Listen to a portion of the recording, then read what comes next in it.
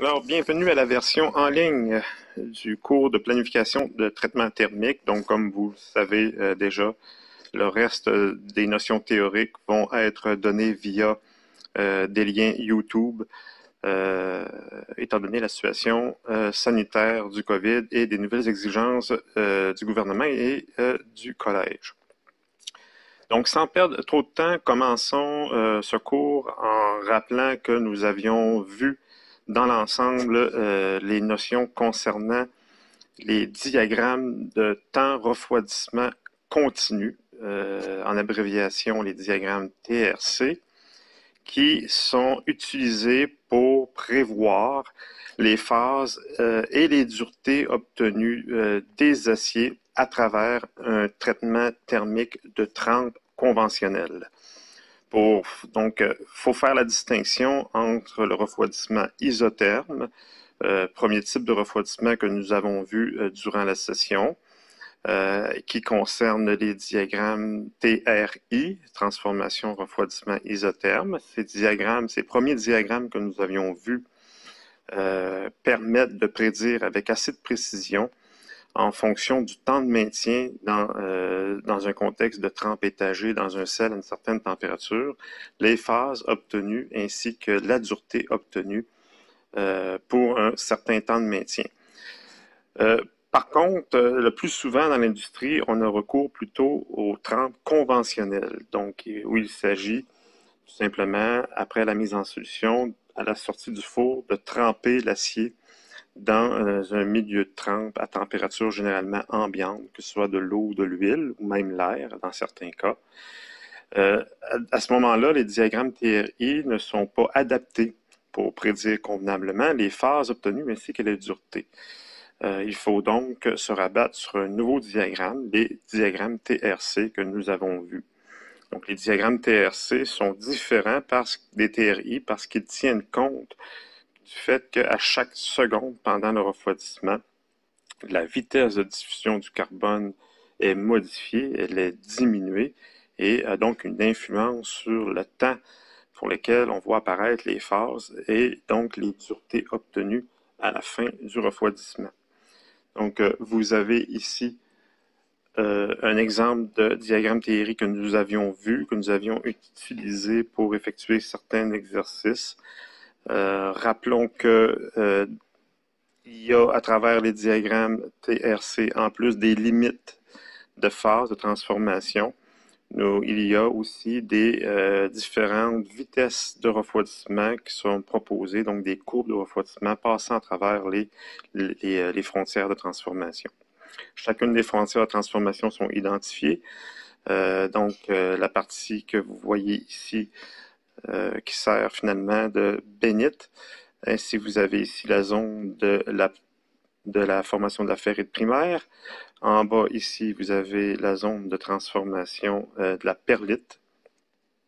Et lorsqu'on franchit la ligne MS, nous avons la formation d'austenite restante en martensite. Et vous avez l'échelle de temps que vous avez au niveau de l'axe horizontal, ainsi que pour chacune des courbes, les duretés obtenues en fonction de la vitesse de refroidissement correspondant à chacune des courbes proposées à travers le diagramme TRI.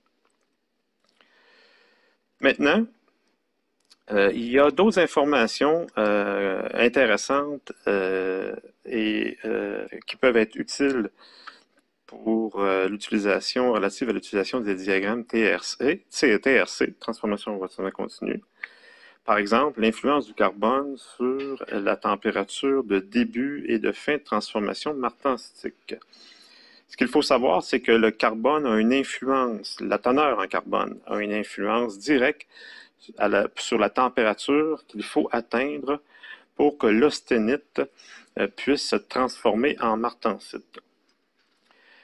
Plus précisément, dans un acier, plus le taux de carbone est élevé, plus la température à atteindre pour amorcer la transformation martensitique est basse.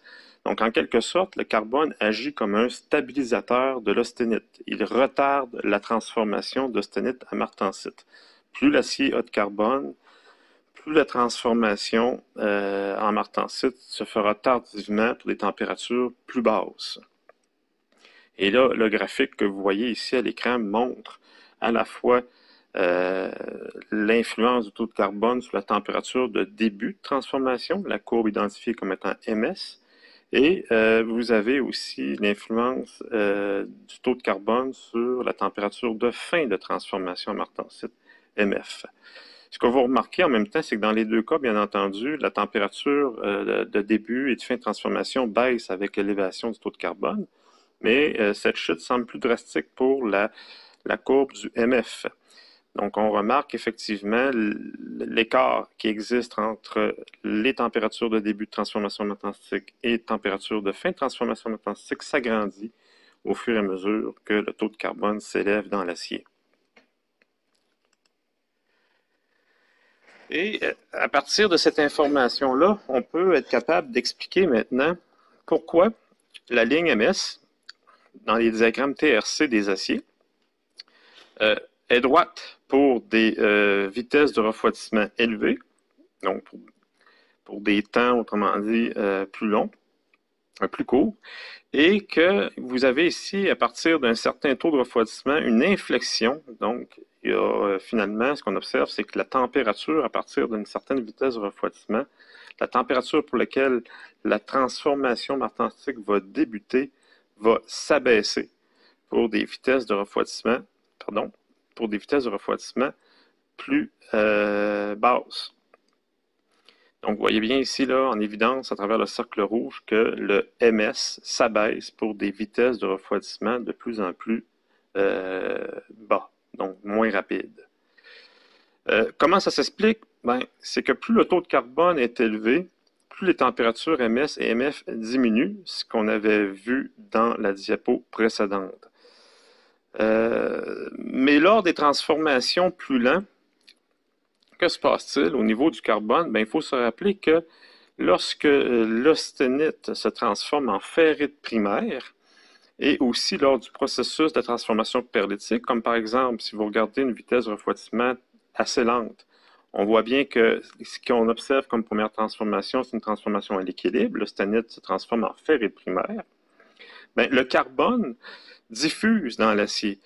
Il faut se rappeler que pour que l'austenite se transforme en ferrite primaire, c'est conditionné par un phénomène de migration d'atomes de carbone. Donc, la ferrite primaire va être capable d'apparaître à condition que, aux endroits où la ferrite primaire est appelée à apparaître, il y a eu précédemment un départ des atomes de carbone, donc une évacuation des atomes de carbone. Et c'est à partir du moment où le taux de carbone est devenu très bas dans ces zones-là que les atomes de fer vont pouvoir se réempiler, prendre une nouvelle configuration, réaliser la transformation entropique cubique face centrée à cubique centré et donc devenir de la ferrite par définition.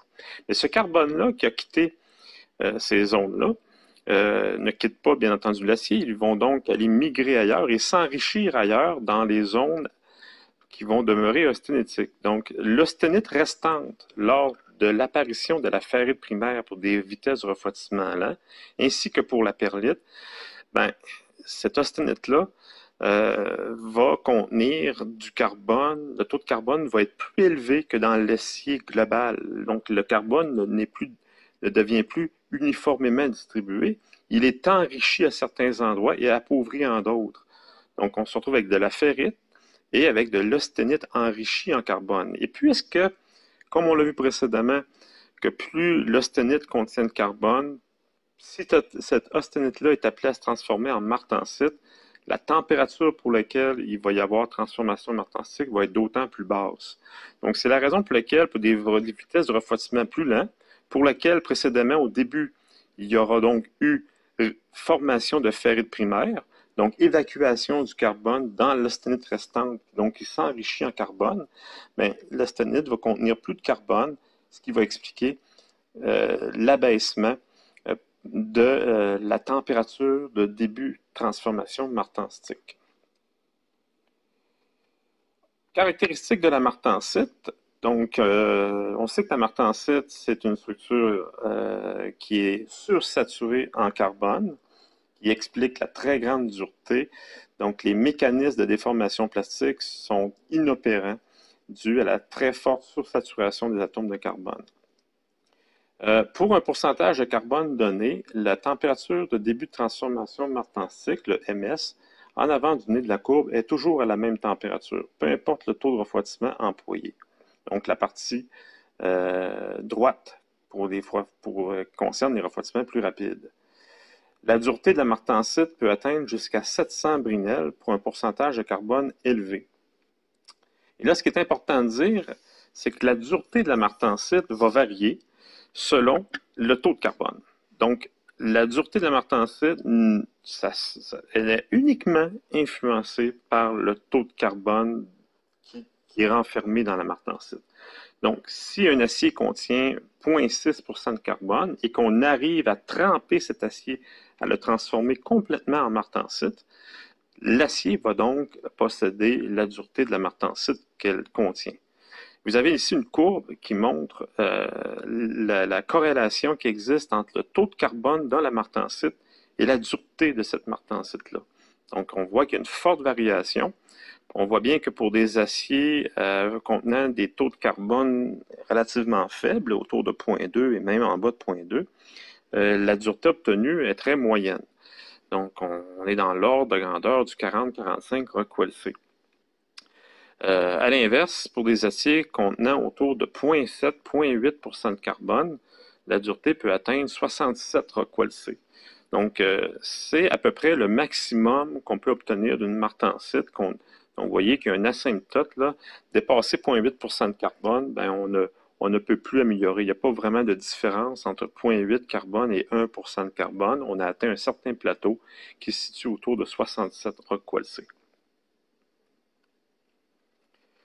Maintenant, dans un autre ordre d'idée, disons, vous avez ici dans cette diapo une représentation du cycle thermique d'une trempe conventionnelle.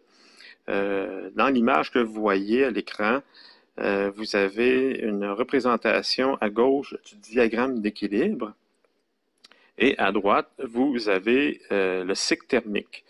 Donc, le diagramme d'équilibre, c'est bien entendu la température en fonction du taux de carbone.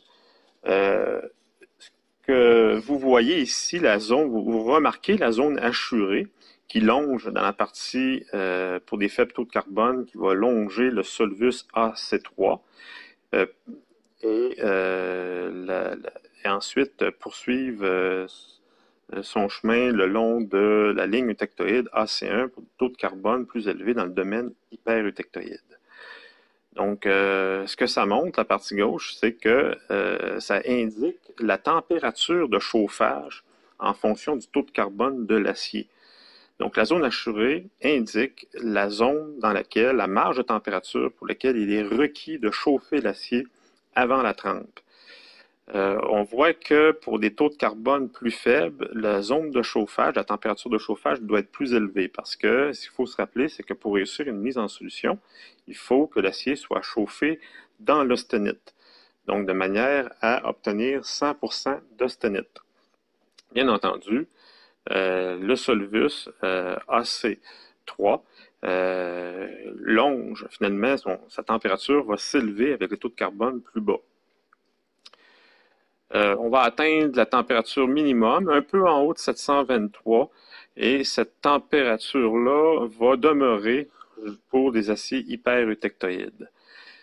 L'explication viendra un peu plus tard. Pourquoi on ne chauffe pas en haut de ACCM, par exemple, pourquoi on ne va pas chercher 100% d'austenite pour les aciers hyper-eutectoïdes? Je fournirai l'explication un peu plus tard. Et dans le cas d'un acier comme l'acier 1045, par exemple, ben, on se situe à peu près à 0,45-0,5% de carbone. On peut, à l'aide du diagramme d'équilibre, si on se pose des questions sur, par exemple, la température de chauffage à obtenir, on peut se fier au diagramme d'équilibre, comme il est indiqué à gauche. Donc, pour un 0,45-0,5% de carbone, on a une bonne indication uniquement à l'aide du diagramme d'équilibre sur la température du chauffage. Et vous avez à droite le cycle thermique, c'est-à-dire du point A au point B qui concerne le chauffage, qui ne doit pas être trop rapide habituellement pour diminuer, finalement, pour ne pas induire trop de contraintes dans l'acier, mais dans certains cas, on va assurer des refroidissements plus rapides pour des raisons que je vous expliquerai aussi encore une fois un peu plus tard. Et vous avez ici la zone de maintien en température, le segment BC, qui exige un certain maintien en température d'un temps minimum qui est fonction de la taille de la pièce. Et vous avez finalement la trempe, un refroidissement suffisamment rapide en fonction de la trempabilité de l'acier. Pour les aciers ordinaires au carbone, ça va être l'eau, même des saumures dans certains cas, qui sont de l'eau fortement salée, qui vont provoquer un transfert thermique encore plus rapide que l'eau seule. Et on peut utiliser l'huile aussi pour les aciers qui ont de meilleures trempabilités. Et pour des aciers qui ont d'excellentes trempabilités, on peut même se contenter de faire des trempes à l'air, pour lesquelles on va quand même réussir à avoir un maximum de martensite. Donc, la procédure de trempe, dans certains cas, va exiger des préchauffages. C'est le cas pour les pièces très massives, de manière à limiter la durée de pièces au four, au chauffage, de mise en solution. Donc, ce qu'on va faire, c'est qu'on va égaliser la température entre la surface et le cœur de la pièce pour limiter l'exposition de la pièce à la température de mise en solution, pour limiter, par exemple, l'oxydation du métal ou la décarburation. Ensuite, on procède à l'austenisation, qui est le chauffage à la température requise dans l'austenite.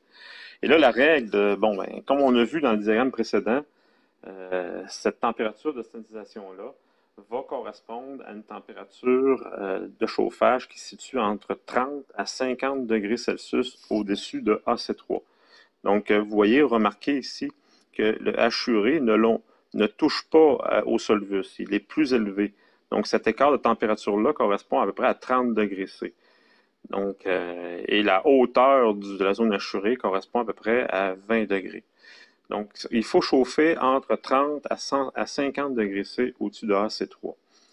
Donc, mais par contre, nous, en ce qui nous concerne, on ne se casse pas trop la tête avec ça parce que, comme je l'ai déjà enseigné, lorsqu'on s'interroge sur les températures de mise en solution d'un acier, généralement, on utilise ce qui est écrit dans les manuels de référence comme le Heat Treater's Guide ASM qui spécifie ces températures-là.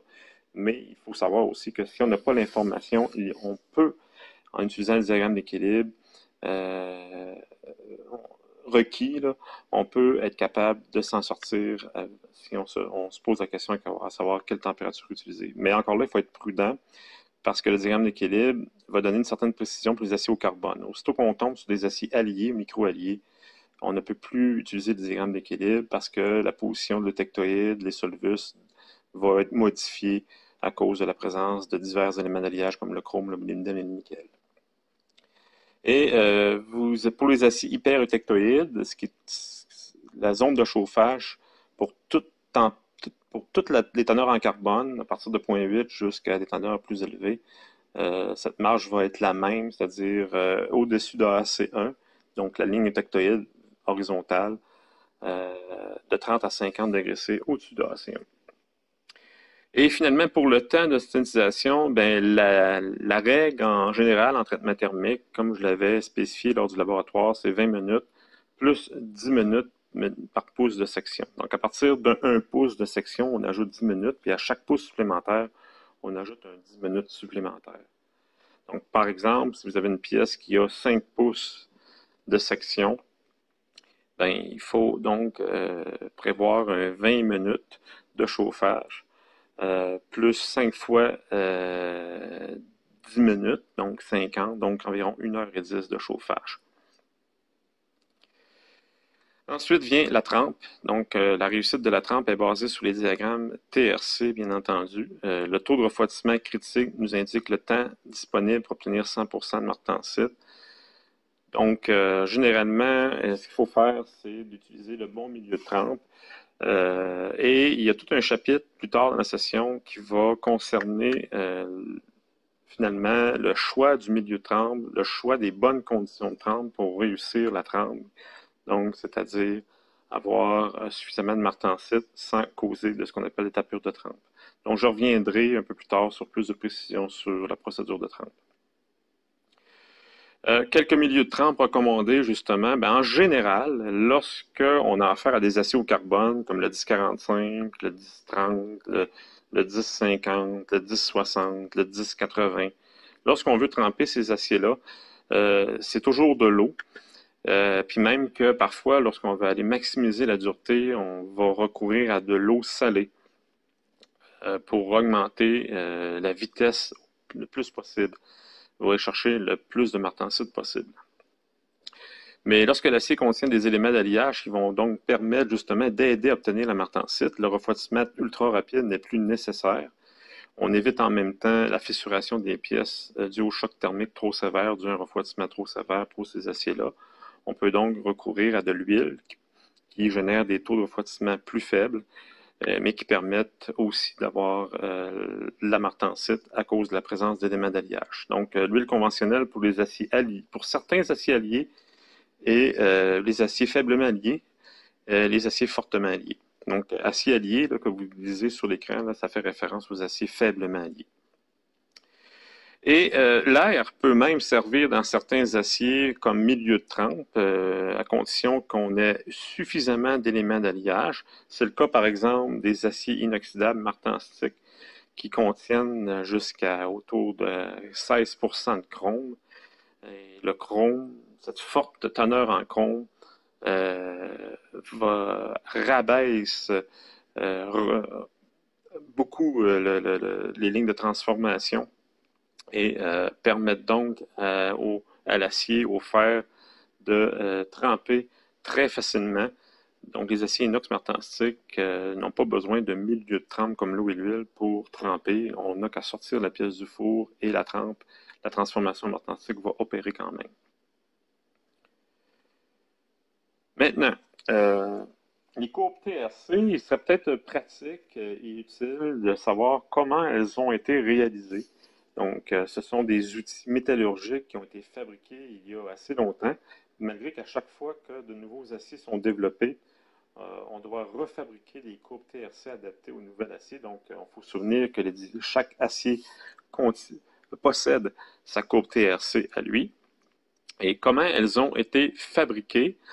Ben, de manière expérimentale, on se fabrique des aciers dont on connaît précisément la composition chimique, comme celle présentée par exemple à l'écran, un acier contenant 0,44 carbone avec une certaine teneur en manganèse, une certaine teneur en nickel, en chrome, en molybdène. Donc, ce que vous avez ici, c'est un acier au chrome, micro-allié, et à partir duquel on doit fabriquer une courbe TRC.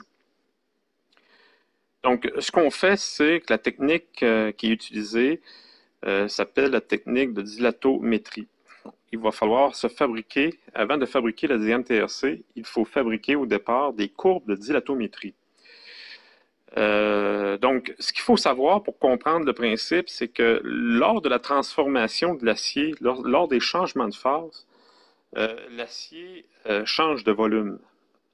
Donc, il y a des phénomènes de contraction et de dilatation. En fonction de la température de l'acier, mais pas uniquement en fonction de sa température, mais en fonction des phases qui apparaissent.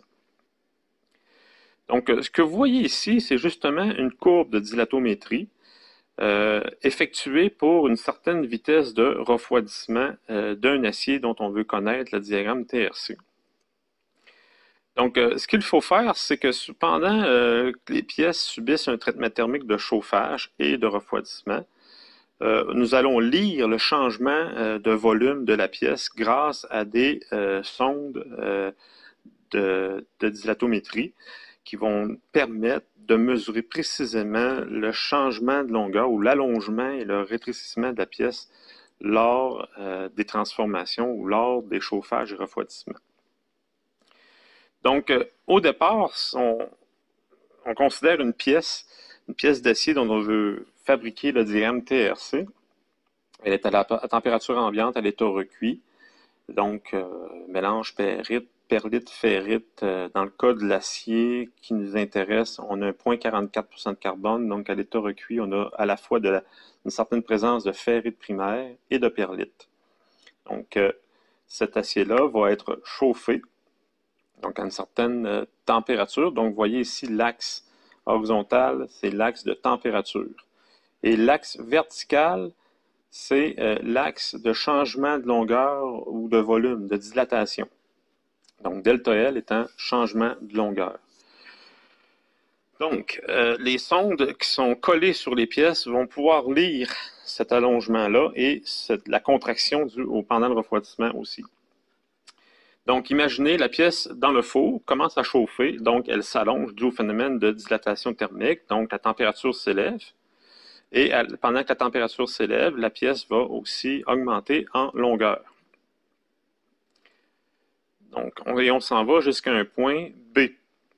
Donc, ce qu'on voit entre A et B, c'est tout simplement l'acier composé de ferrite primaire et de perlite qui s'allonge selon le phénomène de dilatation thermique. Et à partir de B jusqu'à la courbe, vous voyez ici que la courbe change de direction. Elle s'abaisse vers des longueurs plus courtes. Autrement dit, atteint une certaine température, la pièce va arrêter de se dilater et on voit ici qu'on tombe vers des valeurs négatives. Donc, ça veut dire que le delta L s'abaisse, donc la pièce se contracte. Qu'est-ce qui explique cette contraction-là? C'est qu'à partir du point B, on vient d'atteindre la ligne eutectoïde et donc c'est à partir de ce moment-là, à partir de cette température, qu'on assiste à la transformation, à la dissolution de la perlite et la transformation de la ferrite et de la perlite en austenite, parce qu'on a atteint la ligne de début de transformation austénitique. Donc, on commence à fabriquer de l'austenite. Et progressivement, au fur et à mesure que la température grimpe, l'austenite prend de plus en plus d'importance et jusqu'à atteindre le solvus AC3, qui est, lorsque dépassé ici, on va donc compléter la transformation ferrite primaire perlite en austenite. Et à partir d'ici, du coude, du creux de la courbe, comme vous voyez ici, tout l'acier va être à l'état austénitique. Et pourquoi on a un abaissement du volume de la pièce se contracte? Parce que l'austenite, elle est plus compacte que la ferrite et la cémentite. Donc, lorsque les atomes sont empilés en cubiques à face centrée, les atomes ensemble occupent moins de volume. On assiste donc à une contraction. Même si l'acier continue de chauffer, la contraction due à la transformation allotropique cubique centré à cubique face centré est beaucoup plus importante. Donc, la pièce diminue en volume. Elle rapetisse lors de sa transformation en austenite. Et lorsque l'austenite est achevée et qu'on continue à chauffer la pièce à une température plus élevée, là, le phénomène de dilatation reprend son cours parce que l'austenite, l'acier austénitique, lui aussi, se dilate. Donc, la dilatation continue, se poursuit jusqu'au point D, où là, le point D correspond à la température de chauffage requise pour la mise en solution. Et là, après ça, après un certain maintien en température, il n'y a pas d'évolution. Et là, vient le temps de faire la trempe. Donc, la pièce sortie du four et on l'immerge, par exemple, dans l'huile. Donc, refroidissement, on s'en va vers les températures plus faibles et, bien entendu, la pièce se contracte. Finalement, c'est l'austenite qui se contracte avec l'abaissement de la température. Donc, de D jusqu'à E, on a un phénomène de contraction de l'austenite. Il n'y a pas de transformation encore, c'est de l'austenite. C'est à E, lorsqu'on atteint la température de début de transformation, à E, ici, on a affaire à un refroidissement relativement lent. À E commence l'apparition de la ferrite primaire ainsi que de la perlite. Donc, la ferrite occupe un plus grand volume que l'austenite. Donc, une partie de l'austenite commence à se transformer en ferrite primaire et en perlite. On va donc assister à un phénomène de dilatation, même si la température s'abaisse, les atomes de fer se réorganisent en un empilement cubique centré qui prend plus de volume que l'empilement précédent cubique face centré. Donc, ce gain de volume-là va se poursuivre jusqu'à l'achèvement de la transformation eutectoïde d'austenite à ferrite perlite. Et lorsque la transformation est achevée, ben là, à partir de F, ben on voit le phénomène de contraction va recommencer. La ferrite et la perlite, sa température continue de s'abaisser. Et là, on va tout simplement assister à la contraction de la ferrite et de la perlite jusqu'à la température ambiante, jusqu'à la fin du refroidissement représenté par le point G. Donc, la courbe de dilatométrie que vous voyez ici correspond à la ligne de refroidissement 12 qui est ici. Donc, on voit ici, là, on était austenite pendant un certain temps. L'austenite a baissé de volume. À partir d'ici, on a commencé à faire de la ferrite et de la perlite. Donc là, on a eu un gain de volume. Et après ça, lorsque l'apparition de ferrite et perlite s'est achevée, on a eu une contraction qui a recommencé jusqu'à la fin du refroidissement. Et comment on en arrive à... Et c'est quoi le lien qu'il y a entre la courbe TRC et la courbe de dilatométrie? C'est que les inflexions que vous voyez ici, lorsqu'on enregistre la lecture de la contraction, on connaît la température et on connaît les températures pour lesquelles on a identifié les inflexions, comme en B par exemple, ou en E, ou en F. Donc, on lit les températures d'inflexion.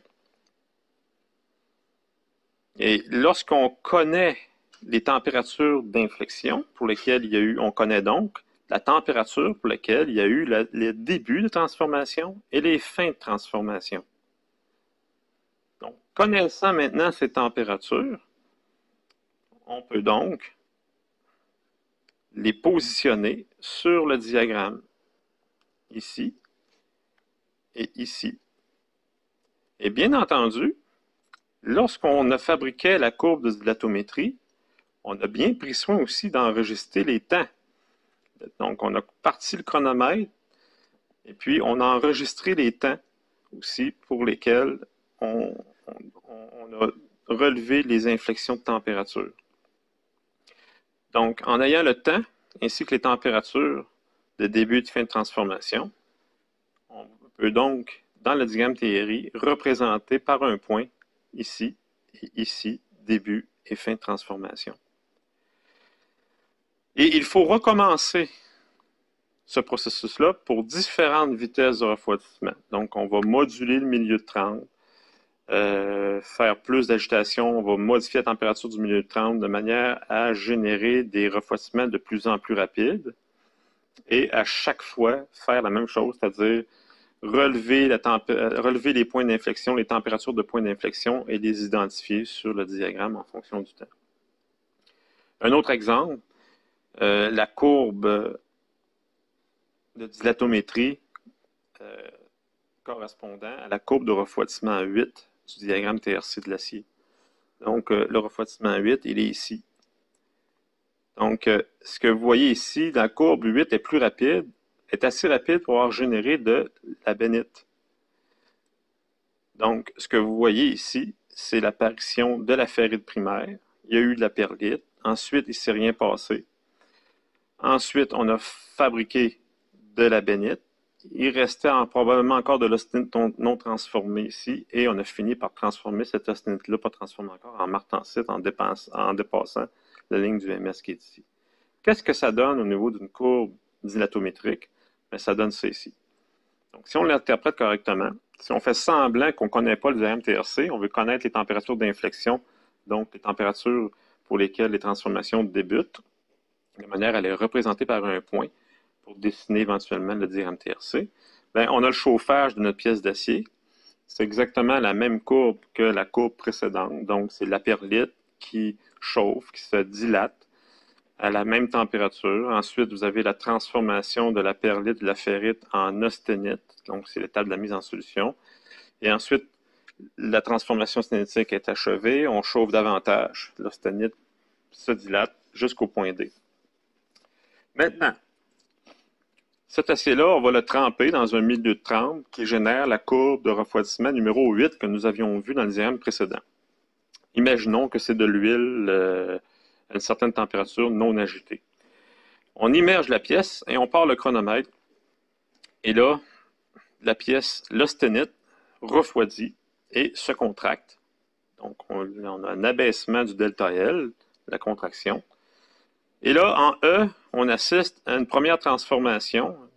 Pourquoi? Parce qu'il y a l'austenite commence à se transformer en ferrite primaire.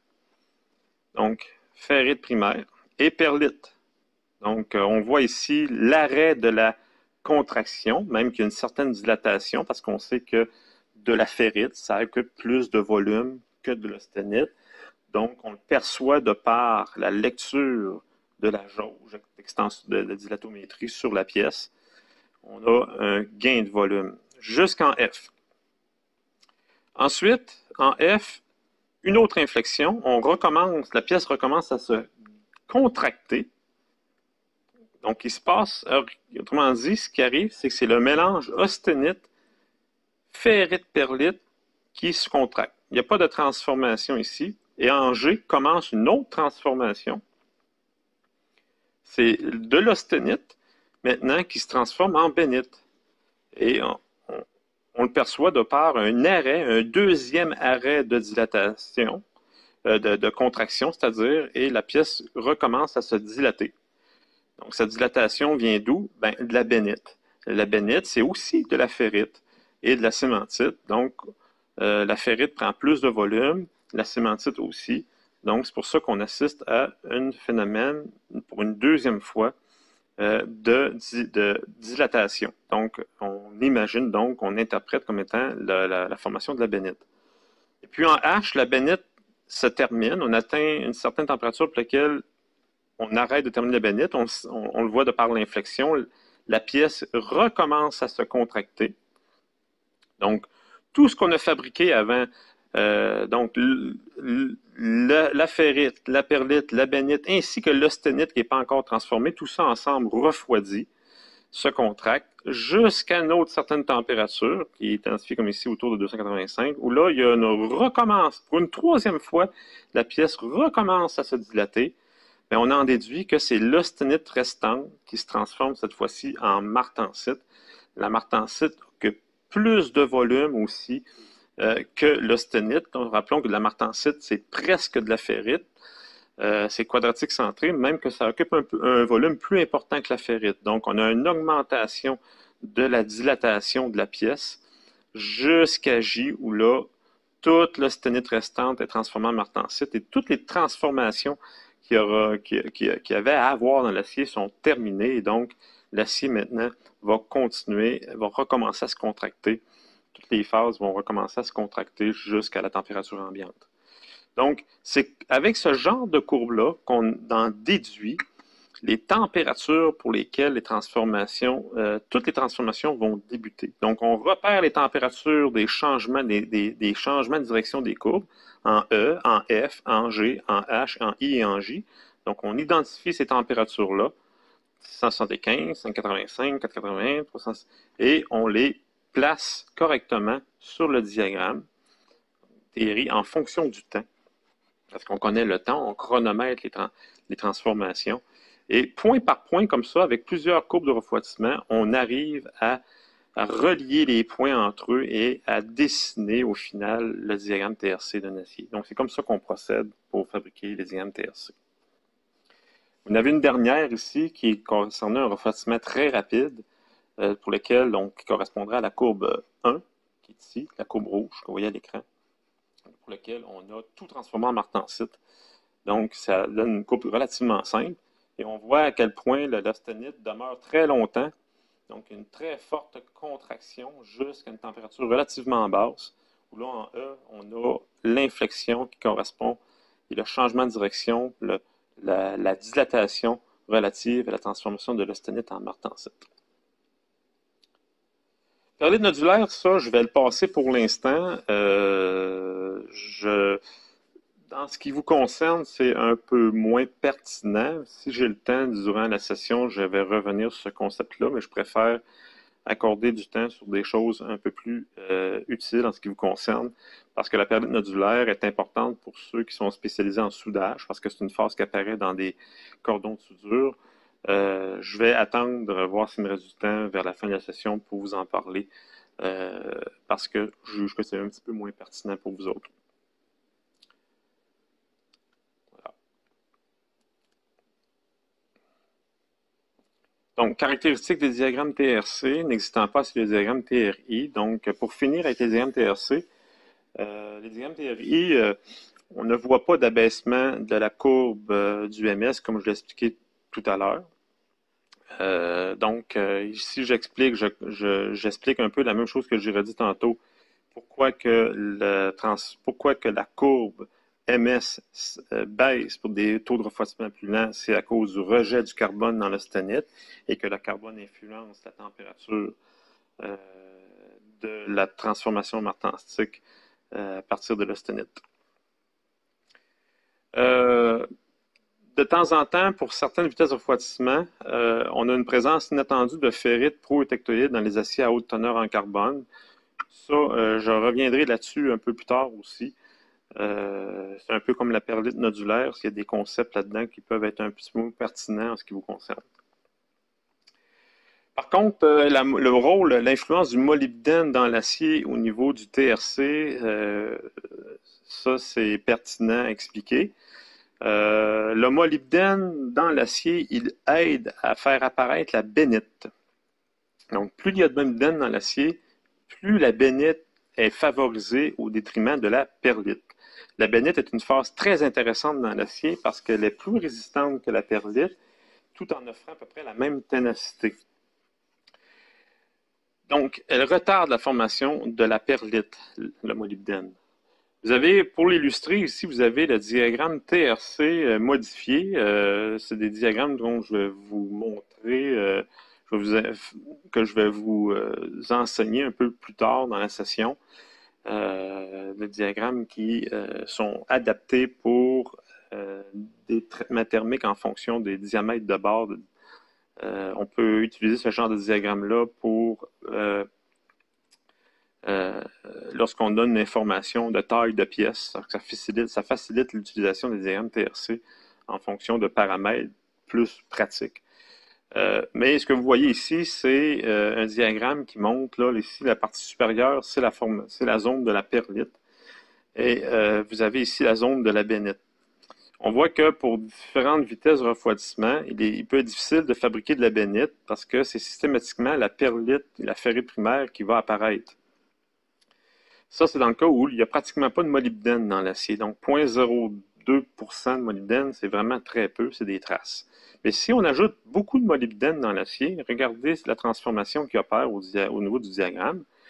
Par exemple, à 0,47% de molybdène, le diagramme est modifié.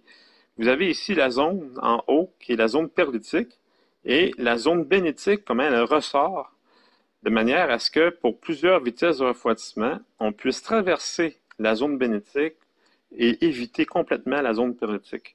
Donc, le molybdène permet de casser la courbe et de faire reculer pour des temps plus longs, pour des refroidissements moins rapides, la zone perlitique et favoriser ainsi l'apparition de la bénite.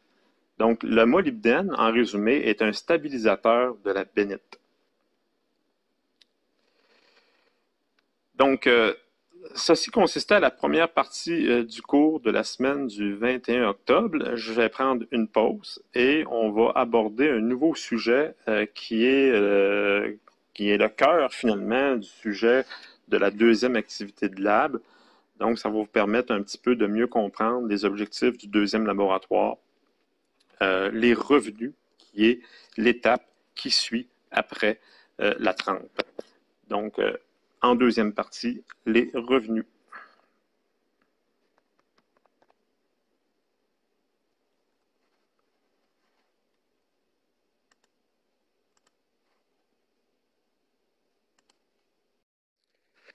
Alors, bienvenue à la version en ligne du cours de planification de traitement thermique. Donc, comme vous le savez déjà,